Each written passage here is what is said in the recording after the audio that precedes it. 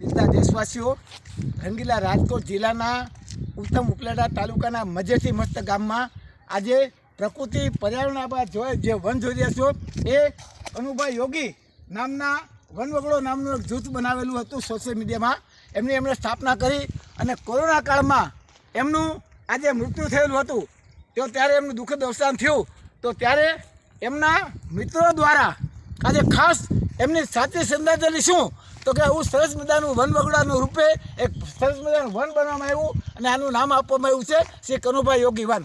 તો એમના પ્રકૃતિ પર્યાવરણ મિત્ર પ્રેમીનું આજે સૌથી સાચી શ્રદ્ધાંજલિ આ હજારો વૃક્ષો વાવી અને કનુભાઈ યોગીને સાચી શ્રદ્ધાંજલિ આપવામાં આવી છે. અને વનવગડા ગ્રુપે અને આજુબાજુ તાલુકાના તમામ લોકોના સહયોગથી હજારો ઝાડવાનો ઉત્સવ. તો આવું પ્રકૃતિ પ્રેમી અને પર્યાવરણને બચાવવા માટે આ ઉત્તમ કાર્ય થયું છે.